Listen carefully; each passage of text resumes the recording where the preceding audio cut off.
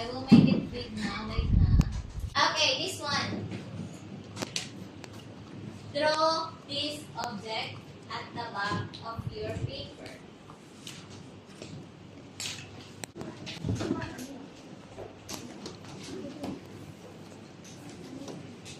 Draw this on your, at the back na, at the back.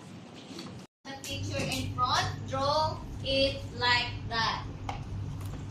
Same in the picture.